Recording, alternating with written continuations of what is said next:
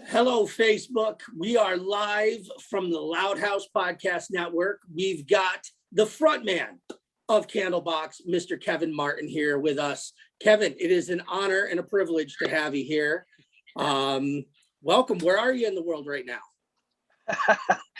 I'm in Cleveland, Ohio, at the Hello, Cleveland. Cleveland. Yes, hello, Cleveland.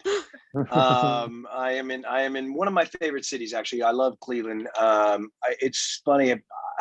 Over the years, I mean, of course, the Cleveland rock song and Drew Carey show, whatnot. This has been literally one of my favorite cities since my very first tour in 1993. Wow. Oh, wow. Really? Yeah. That's some pretty high praise right there, Cleveland. You better be appreciating every drop of it. I think they do. I think they do. What makes it your favorite? Is it the restaurants, the people, or the weather? It's well, certainly not the weather. I mean, I've been here in the winter. It's the worst place in the world. But there's something about the metropolis that is Cleveland that I like. It's got a lot of twists and turns. The city streets, the way that the city's put together. They're great. There's some fantastic bars here. Really, really cool dive bars. Great Irish pubs. The restaurants are fantastic. One of my favorite restaurants here is called Lola. It's got a casino down the street from the House of Blues. So, I like to go down there and blow a couple $100 every now and then. And it just has a vibe. It's put together very, very interestingly. And I think the people are great. It's got a great melting pot, a great community of arts. And it just feels like, a place I should be. And of course, the Rock and Roll Hall of Fame is here. So when Candlebox is inducted, then I'll be at home. Yeah. I think you're just laying the groundwork. You're laying the groundwork. You're just sucking up to Cleveland. Well, I gotta say, I have run the gamut when it comes to my length of fandom with Candlebox. I discovered you guys by reading a Spin magazine that had Chris Cornell on the cover, and it was talking about how Chris Cornell has it and Madonna wants it, so she signed Seattle's newest band, Candlebox. And I went, so stupid. I know, but I fell for it, hook, line, and sinker at 17 years old. I was like, all right, I got a new band to check out. Cool. And then you guys ended up opening up for Rush. And I got to see you guys back-to-back nights in New York. It was Albany, and then, well, not back-to-back. 2 days later, I saw you guys in Rochester. And I love telling this story because, and I know you got a kick out of it. We talked about it for a second before we went on. You guys started playing the riff to Working Man, which at the time Rush was not even touching in their catalog at that point. And yeah. I have never seen an arena fill so fast. And I mean, you guys were probably the last opening act Rush had, because I noticed that it was kind of like an honor and like a curse to open up for Rush. It's an honor in the sense that you get to open up for one of the greatest rock bands ever, but it's a curse. And you stand the whole time you see this. Exactly, because Rush fans don't want to see anybody but Rush. So I was one of the 10 people at 17 years old banging my face off the guardrail, because even though I didn't have front row tickets, I could get all the way up to the front to see you guys. Because nobody was down there for us. Yeah, exactly. And you and I'll give you credit. You pulled an Andrew Wood. You were screaming to the guy who was sitting in the back row that couldn't have given a shit, but you were like, "Hello, Rochester, I'm here for you." And I was just like, fuck, I love these guys. So, thank you. So then the next time I get to see you, you guys are headlining arenas. That was the Lucy tour, which, holy shit, one of the best sophomore albums of any of your, any of the comparative bands from that era. Thanks, nobody had put out an album, for second album, that was a killer like that. Thank you, man. I wish it had sold that many, but really, nobody cared about it. Yeah. I thought it was great. Like, there is no stinker on that album. Oh, thank you, man. That's very kind. Thank you. And I sincerely mean that. Like, I just went through the entire catalog that I have, And I said, you know, like I could put that up against Versus. And while there may be, well, here's Easy. What is wrong with you? Before anybody Okay. thinks that I'm truly sucking up, Are you okay? while there are songs on Versus that may be better than any particular song on Lucy, as a whole, Lucy is a better album because it's consistent all the way through. And that's one of the things that impressed me. So when everybody else was like, oh man, I was like, they're a solid band and they always put out a really, really good album. And you haven't let me down yet. So I'm hoping with your new release that comes out on Friday, Wolves, the few things that I've heard so far sound really good. Don't burn it. Just give it time. Yeah. So I'm looking forward to it, man. Thank you. What are you hoping to get out of this? Well, that's just a lot to swallow. I don't think I've ever. I mean, the accolades are unbelievable, and thank you for that. It's very kind. I mean, you know, we made a conscious effort when we did Lucy to ingest as much cocaine and alcohol as we possibly could to make a record that no one would listen to. So obviously, a couple people did, and thank you for that. Well, maybe I was doing the same amount of cocaine and booze that you were at the time. You know, I was about 19 or 20. Yeah, it's, you know, I think the thing for us was, you know, when we did sign with Maverick Records, of course, Candlebox, I think the biggest misconception about us is that, you know, we'd been around the same time as, you know, all those other Seattle bands, and we were the last ones. And really, we were 5 and 6 years in age younger than Chris and Andy and Stone and Jeff and Eddie and all those guys, and of course Lane and Jerry. So I'm only 52 now. All those guys are 57, 58, you know, turning 60 soon.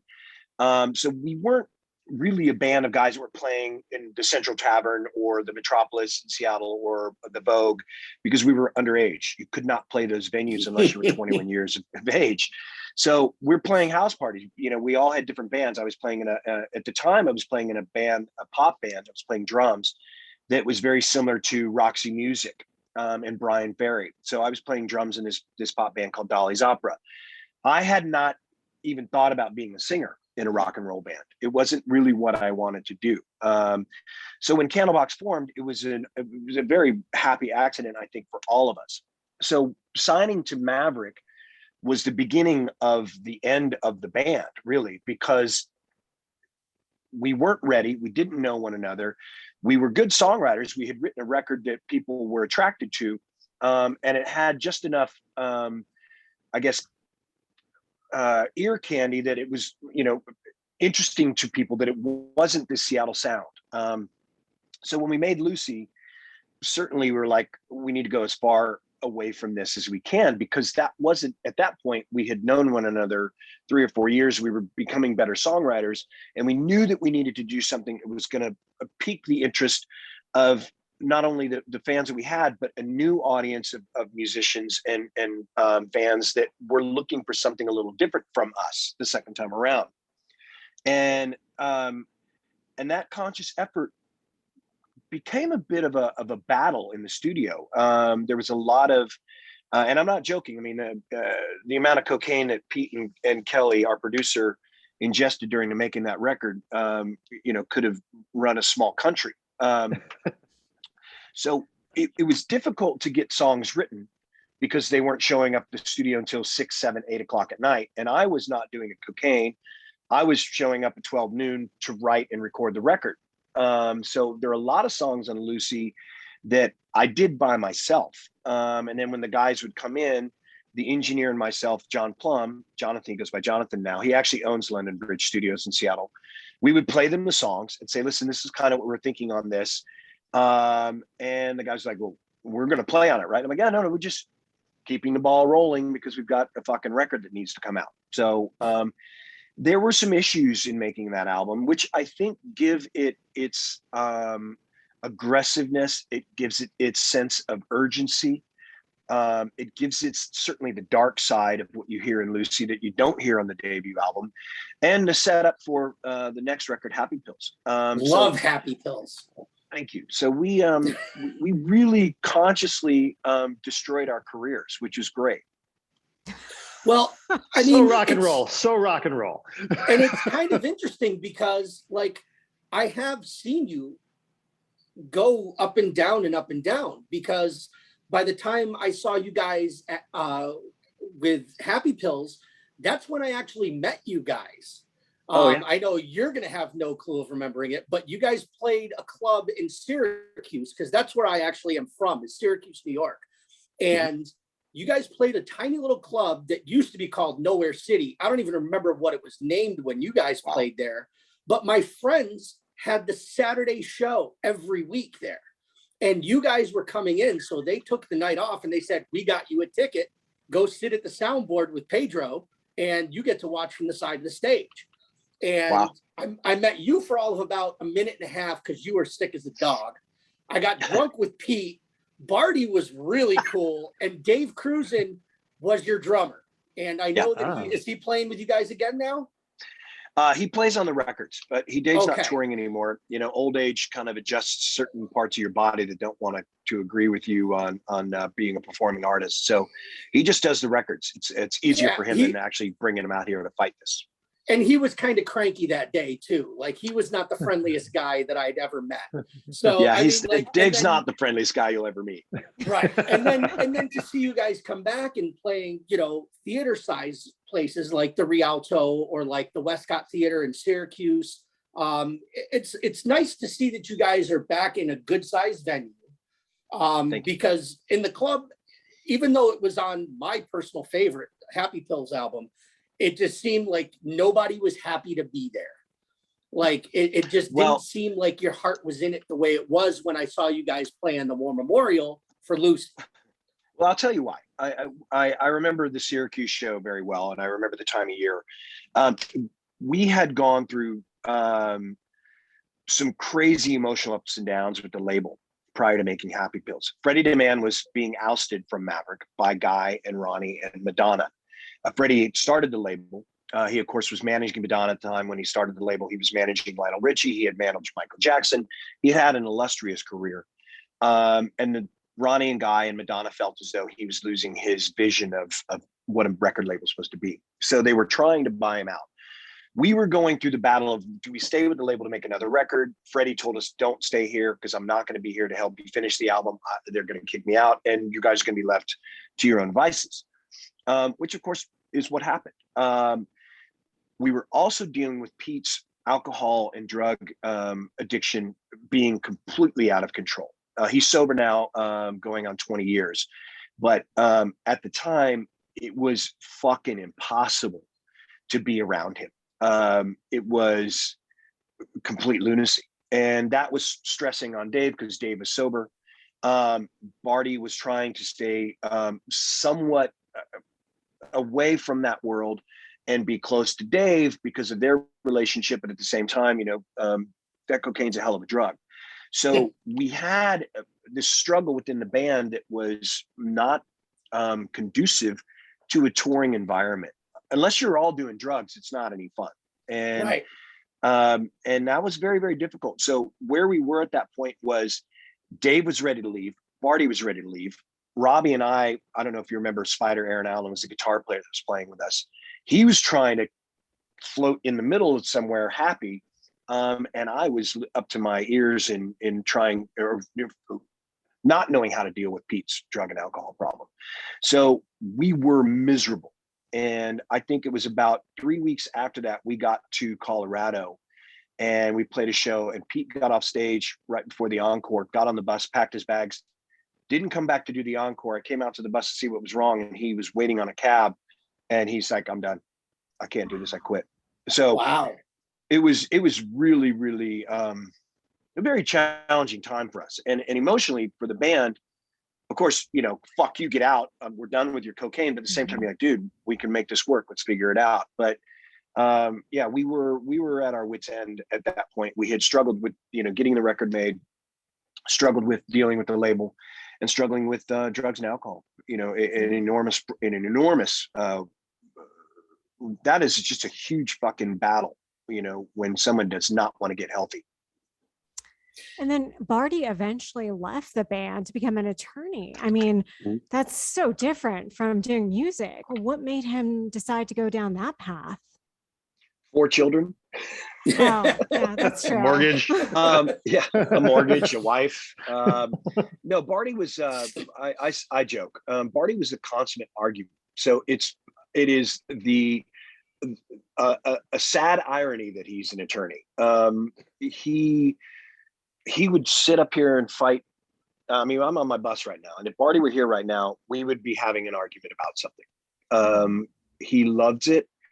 He's a great attorney. He owns his own firm. I think it was the logical step for him. I think when we got signed, he was actually he was at the University of Washington. He may have been studying either anthropology or ancient American history, one of the two. So he has that brain that is never going to be satisfied with anything other than digging for the dirt. So I still like, we're doing the 2 reunion shows in Seattle in November, which is the 26th celebration of Lucy, which I think you should be coming to. Flat out. And I sent an email the other day. It's like, hey, I'm thinking this, I'm thinking that. And Barty wrote back, well, what about, so he still has that ability to throw whatever kind of wrench he can into it. Well, I mean, if you're giving me an invite, if you give me a free ticket, I'll find my way up there. Can I crash on your couch? No. That's all right. I'm on the bus. I'll call Xana. She's been dying for me to come up and visit. You do that. So I'll stay with her. That'll be an adventure in itself. But yeah, I mean, I'm looking forward to the Rialto show. Like, the last time you guys came and played the Rialto in Arizona was very early on in the relationship that I'm in with my girlfriend. And we just happened to be on date night and saw that you guys were playing and bought a ticket. And we're like, yeah, all right. And she's just like, you really dig these guys. And I'm like, this is like the 6th time I've seen them. Like, there's only one band that I can think of that I've seen more, and that was Soundgarden. Like, they are, well, they're the, forget about it. They're not, I'm not even allowed to put them on a list anymore. There isn't one for them. I mean, they're in a separate building. But yeah, I mean, like, I've loved what you guys have done. And I even started getting into, like, I found an old bootleg from the 90s that was great. And not the last album, but in 2000, what was it, 2003? I'm trying to bring up without my computer crashing here. You guys put out, when did you guys do the reunion? 2008, right? 2006, and Into the Sun came out in 2008. Okay, Into the Sun. That's the one that I was talking about. I just started getting into that because going through the discography, I was like, wow, this has got some killers on it. I mean, obviously, Lucy and Happy Pills, they hold a very special place for me. The first album, it was a great debut album, but like, I think you guys nailed it with Lucy, and Happy Pills just showed that you still had plenty of piss and vinegar in you. And we're excited for the upcoming album Wolves to be released this Friday. And I'm curious to know what made you come up with that title. Is there a meaning behind it? Oh yeah, Wolves has everything to do with the world we're living in right now. I have been writing for this record. I started writing for it right around 2016. I continued writing through 2018 for this album. My experiences over the past 6 years, not only here just in the United States, but my wife's Australian, going to Australia every Christmas as we do. We haven't been able to for the past 2 years, but what I'm experiencing, and also I toured Europe a couple of years ago as well. We've lost this sense of, and I can only speak for what I'm experiencing in the United States. We've lost this sense of community, and what I love about the United States is when, September 12th and September 13th of 2001, as a community, this whole country came together as a community. Hundreds of millions of people became a community. And we were there for one another. We cared for one another. We empathized with one another. We had this concern with what was happening to this country.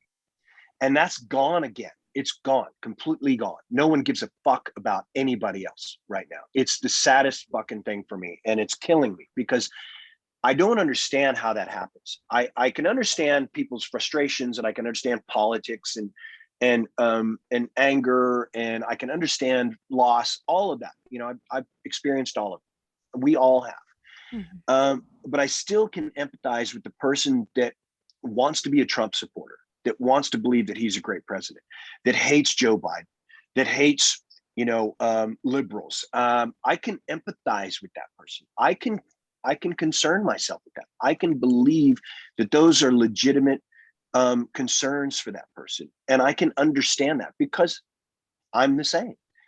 I have different opinions. We all have different opinions. But what's happening is we're seeing this lone wolf mentality. We're losing that sense of pack. We're losing that sense of what it means to be in that pack, to work for something, we're trying to make sure that we can continue to grow. This part of the family needs to eat, so let's make sure that family's got food. This pack mentality is gone. And so Wolves was a title that I've had for about 4 years. And when it came time to make this record, I wanted to make sure that these songs represented that title. And so there is the injured wolf in this record. There is the lone wolf in this record. There is the pack in this record. There is the alpha male. There is the alpha female in this record. And that's what Wolves means to me. And that's what I really just wish as a society we could get back to that pack mentality of like, listen, man, and a lot of people call it socialism. It's not fucking socialism. And we have social programs in the United States, and people are just dumb if they don't understand that's what fucking socialism is. But that's part of the problem right there. I just made a fucking statement, which I probably shouldn't make, but it's the truth. It's not that difficult to figure out that socialism is not what we're talking about. We're just talking about taking care of one another. And Right. Universal health care is a great thing. We pay taxes for this shit. Why the fuck don't we have it? And so that's my rant about Vote for Kevin Martin 2022. No, don't. He needs Yes. your I vote. am not running for anything, man. Please. All those skeletons in my closet will come walking right the fuck out. You've already admitted to cocaine use here, so we're good. Well, but I mean, that's why you'd be a relatable candidate. We need someone like that represents the people. So Yeah, Vote for me. the guy that says you guys are idiots. Okay? Well, let's talk about the new album a little bit more. Like at the Let Me Down Easy, me and you talked about that last year in 2020. Was there a delay with releasing the album a little bit because of COVID? Did you guys push it back a little more, or because you wanted to tour with it? Yeah, we knew we had to support it by touring. That was the only way we could do it. It's Right. It's next to impossible for me to support an album without touring. I don't have major label dollars. Right. So we knew that we wanted to put it out when there was going to be some sense of normalcy in the world musically and touring wise. We had to support it that way. Now, the new single "My Weakness" is out now too, and there's a lyric video I just saw on YouTube. But you guys also did a kind of a YouTube COVID cover of Loverboy's "Turn Me Loose." How did that come about?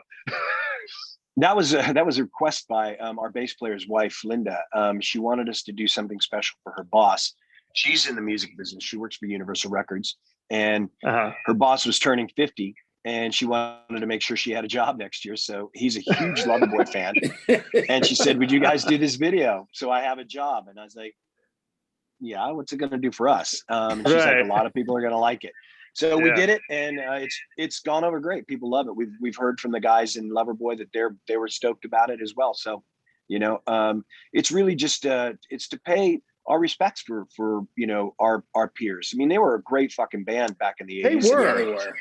And they've written some amazing songs, and I think that, if it weren't for the headband and the leather pants, they probably would have been a little more respected, but Well, wasn't Bruce Fairbairn their producer on those first couple records? And I think Loverboy were the precursor to what he did with Bon Jovi. Like, he did all his stuff with Loverboy, and then he just transferred it to Bon Jovi, and Bon Jovi was the one that went, like that. Exactly. So, Exactly. Yeah. Now, for you, do you find it frustrating a little bit? Like you said, you don't have those major label dollars anymore. Do you find it frustrating getting airplay on radio because with the way the formats are, it's tough to get the new Candlebox out there because they're only concerned with playing the old Candlebox. Do you find it tough to break through? Do you think the audience is willing to accept new Candlebox music? Because you guys don't want to be. You're obviously still producing and still relevant. You were producing, some great music. So. It's hard to get it out to the people. And what's your feeling on like the current state of that? Well, I mean, yeah, of course it's frustrating. I mean, I think the main thing is I don't even understand these formats anymore. Right. I listen to Welcome to the I club. listen to Octane on I've done this several times, and this is probably why they're not playing me because I keep talking about it. But I drive out to Palm Springs. I have a vacation home in Palm Springs, and I drive out there at least once a month to get out of LA. And I give Octane 1 hour, 1.5 hours, depending on what my traffic's like. And I don't know. I don't know why we have to have 75 bands that all sound like that. That same kick drum pattern, the same snare tone, the same whatever the breakdown part. Yeah. I mean, it's just like, what the fuck happened to Sirius XM? It used to be you went to it because you wanted to hear new shit, and they keep playing the same thing that you're hearing on KLOS in Los Angeles or one of the other heavy stations here. I don't even know what they are in the United States anymore, but it's the same playlist that everybody has. And that's why the fact that there's no album-oriented rock stations anymore is really sad, because that's where you find the deep cuts from bands. That's where you found Mother Love Bone when that record came out in Seattle. Was KISW was playing these deep cuts by these artists, and or Steve Miller. There's some amazing stuff that I heard when I was young on rock radio because they would play deep cuts. It's just kind of like, man. And then you look at all these kind of festivals, Incarceration or Louder Than Life or whatever they are. It's the same fucking 30 bands every fucking time. Yeah. I mean, And where's the? Well, they're What playing are you it doing? safe. Stop They're playing spoon it feeding safe, us fucking shit. Exactly. Mhm. Give us something new. Give us a band we don't fucking know about. Well, and Yes. it's funny because one of the big things that my mouth gets me into trouble too. But one of the things that I've bitched and complained about is a good programmer could go from Steve Miller Band to Mother Love Bone if they know how to program. You pick the right songs, and you can get from Steve Miller to Mother Love Bone or Candlebox or Skinyard, for Christ's sakes. You could be able to play a Skinyard song. I mean, Jack and Dino was a genius, but it's one of those things where it's like, I pride myself on my catalog because I'm the guy that has the music that some of my counterparts have never even heard of.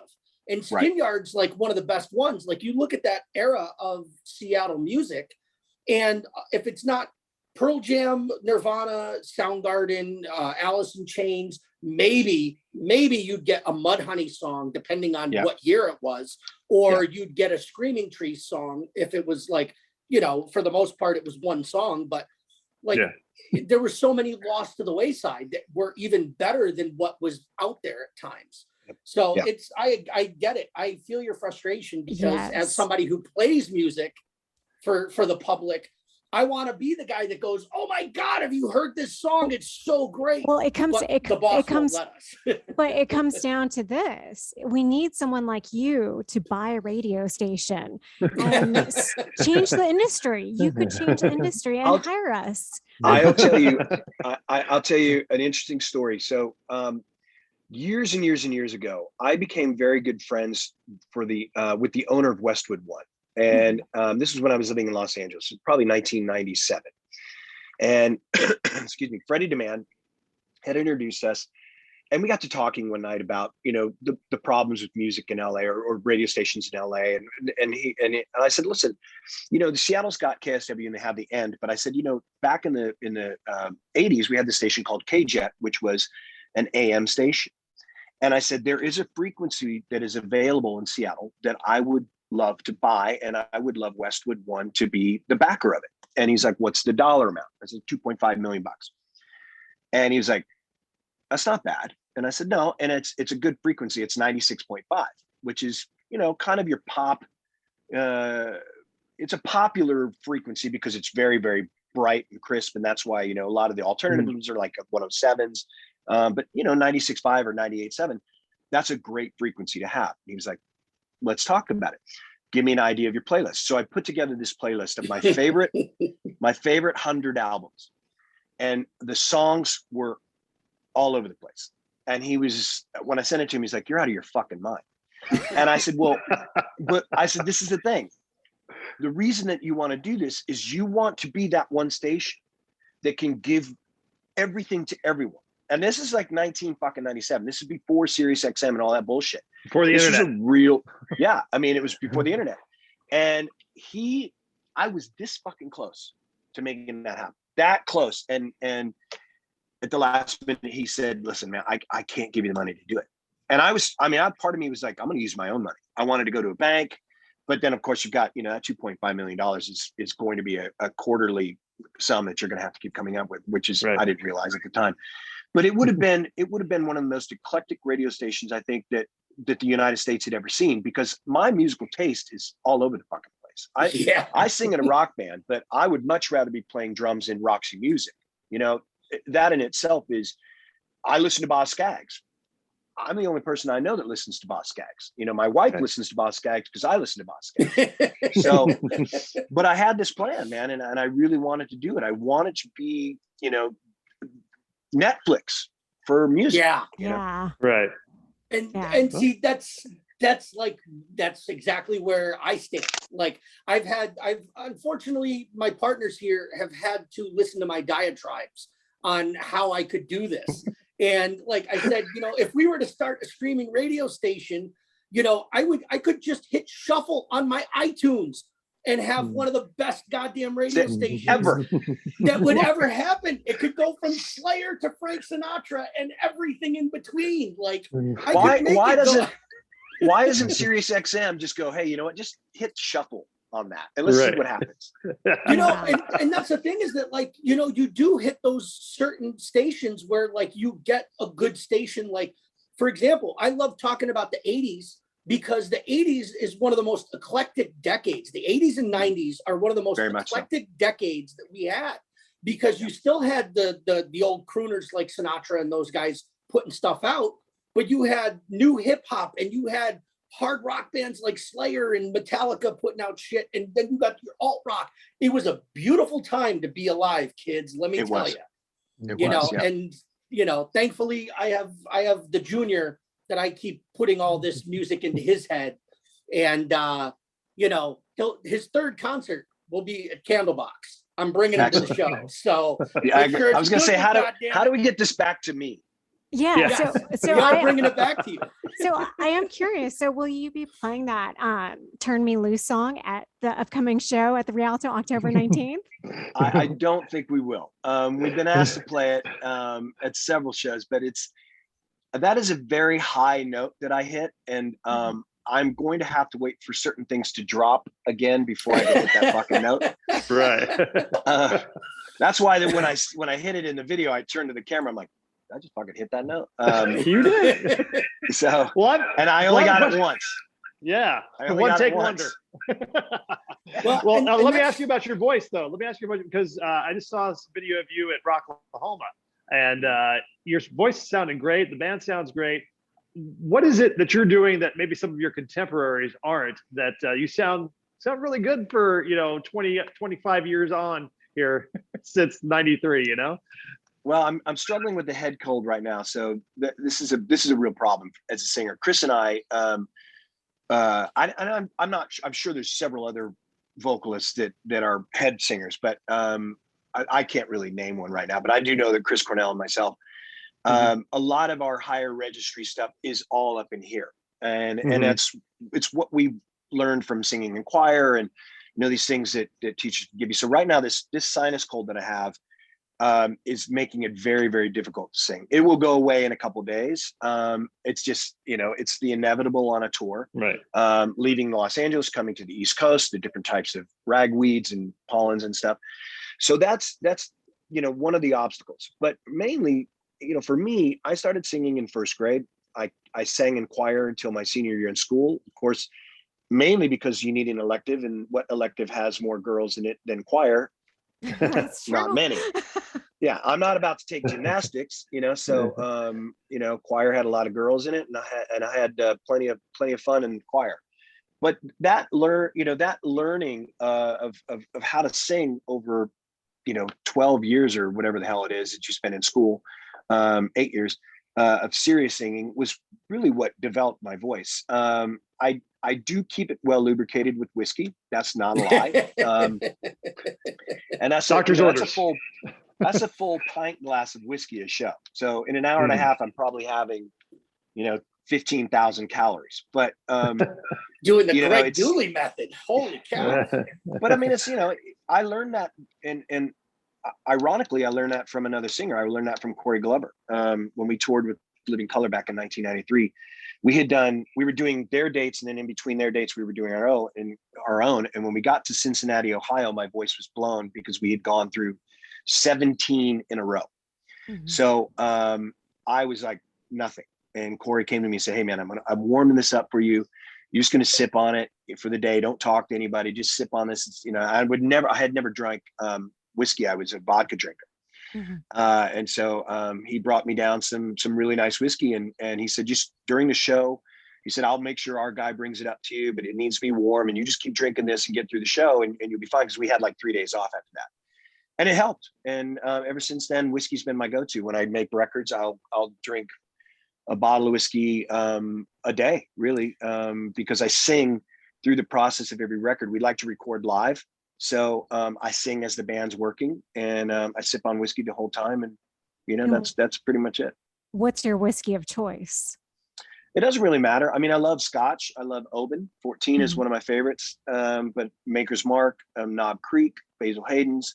I stay away from, the more like the single barrel strength. I mean, the Bookers and whatnot, I'll have that as a treat because that's about 135, 140 proof.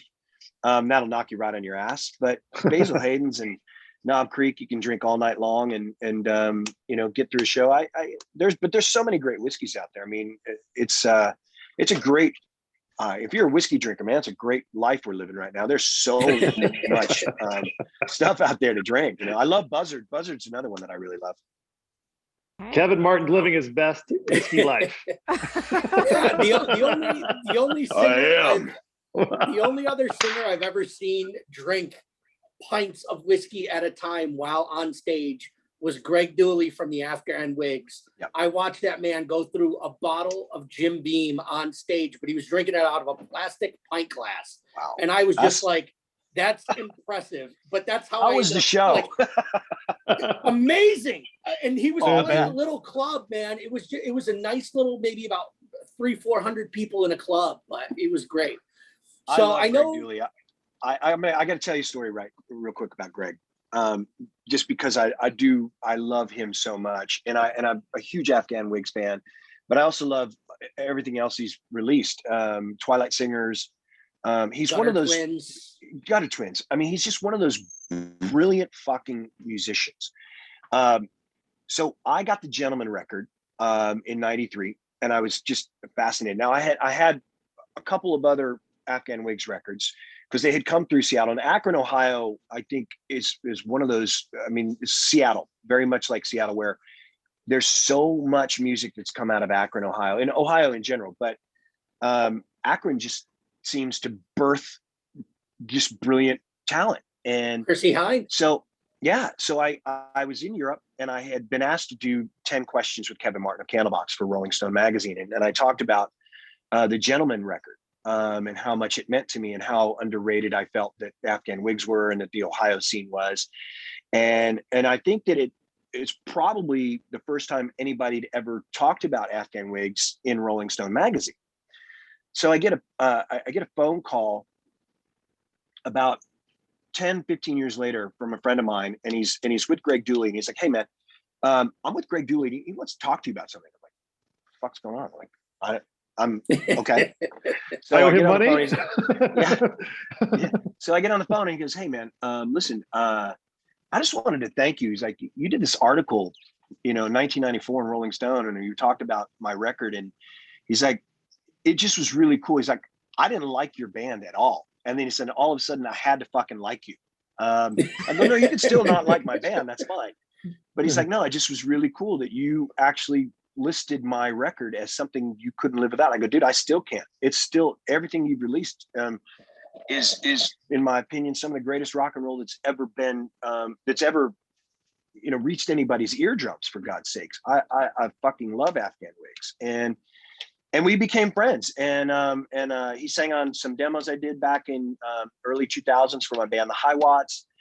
He would come hang out at my studio. Just a really incredibly talented, beautiful, angry human being, but just unbelievable Whiskey. talent.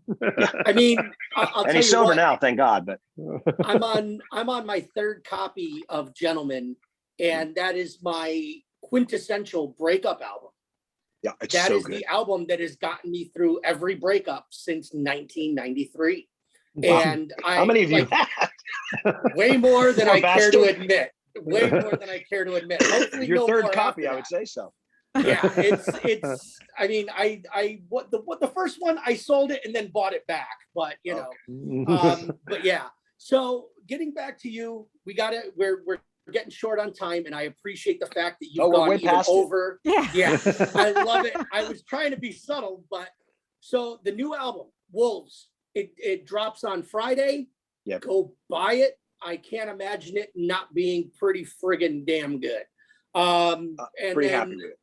October 19th, the Rialto Theater in Tucson. Where are you heading to on your way between Cleveland and Tucson? Go ahead and rattle them off if you want to get a little Oh promotion. man, Chicago, We're worldwide, Milwaukee. baby. Yeah, well, not yet. Yeah, Chicago, Milwaukee, Indianapolis. I mean, all over. We're doing all the East Coast, North Carolina, South Carolina, Georgia, Florida, Alabama, Risky, Texas, and then ending up in Los Angeles. So we're basically just going, Are you hitting any New York dates? We're Are have to you do it hitting that way. Syracuse or Rochester? That'll all happen next year. We just did Wausau, Okay. but that's it. We're doing New York City and all the state next year. And Nice. I have a quick wrap up question. So if you guys get inducted into the Rock and Roll Hall of Fame, who would you want to induct you? Oh man, that's a good question. I don't know. Madonna. Oh, yeah. I mean, she signed us, Yeah, Right. it makes sense. It makes sense. I like She that. taking your calls these days? No, Don't think I that. was a She's bit of not an taking asshole. I mine was a bit of either. an asshole. In 2002, I told her to go fuck herself on the phone. So Oh, no. Have you apologized yet?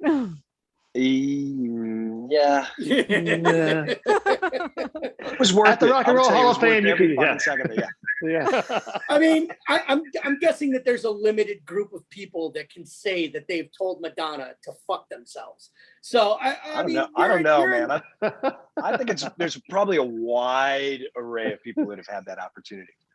Yeah, but not on the phone. Oh, that's true. Well, No, we didn't say Kevin, fuck Madonna. We said go to fuck herself. Different, totally different. I'd be happy either way, just to be in the room. Kevin, thank you so much for your time. It was a pleasure having you, and hopefully we can have you on again in the future.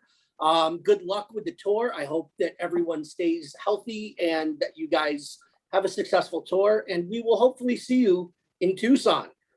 We plan on being on the show. So thank you very much for your time. All right, My pleasure, everybody. guys. We'll see you on Thursday.